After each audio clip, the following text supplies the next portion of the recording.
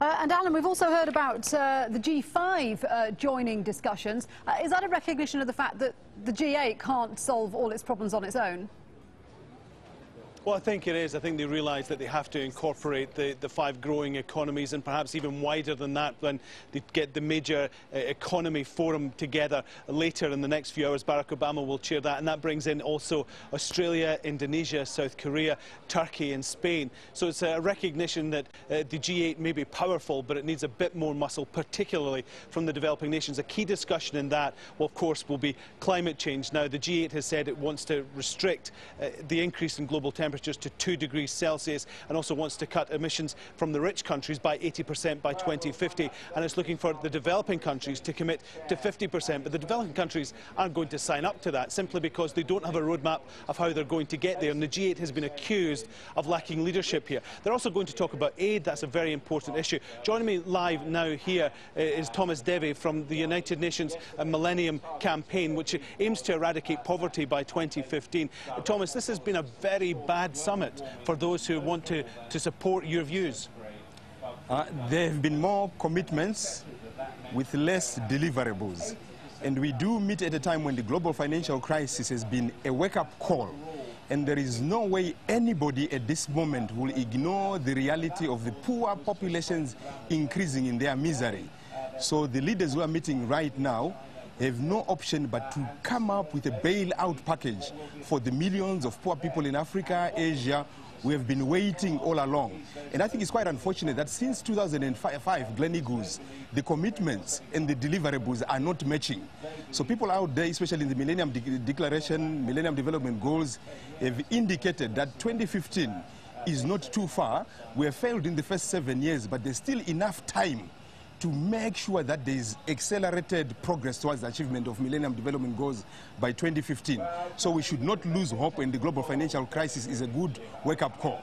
You have time, you've got 6 years, but do you have the will? Do you have the political will to do this? There is no doubt that the leadership we're having, the bringing in of leaders like Obama, will definitely push people who have been sitting, and it is clear that countries like Canada have pledged and are likely to meet by 2010 their commitment to double the aid to Africa and Asia. So with that type of commitment and some practical steps, some of us are very positive that we have the resources, and the populations we are working with, the campaigns have not been tired. And I think we have the resources and the will, especially if we can change the attitude of the bureaucrats. One thing which is very important is the politicians are willing to change the problems, but the bureaucrats in our institutions are the ones who like sitting on the problems. But is there a realisation that by bringing in the expanded G5, the likes of South Africa, Brazil and India, is there an acknowledgement there that perhaps bringing them in will help reach the aid goals? These are some of the centers of knowledge, centers of new spending, and the centers of new decisions. So there is no doubt that this will be a major bulwark for the struggling populations and the new nations, especially those you have cited, and especially with South Africa. It is one center for the engine of growth in Africa, so definitely they will change the power dynamics in the whole world. How crucial is this aid? What difference does it make to the poor people around the globe? Aid, as long as it is harmonized with the needs of the poor countries, there is no doubt that it will deliver. But it comes with the poor conditionalities that were there in the past. It's a disaster because there is no nation that we can point to that is developed by aid alone. So it has to be harmonized with the needs of the recipient. And I think that's a very important issue to look at the Paris Declaration and how far we have gone with the Africa Aid Effectiveness Agenda. So definitely in terms of the rhetoric, the political reality, we're going towards the right direction. It's only the practical steps that we need to put in place so that we can achieve what we're looking for. Very briefly, Thomas, you want poverty to be eradicated by 2015. Do you honestly think you'll be out of a job by then? I like to dream about prosperity and progress and dignity for all people. So it's not about my job. It's about your dignity, my dignity, and the dignity of citizens of the world and this planet.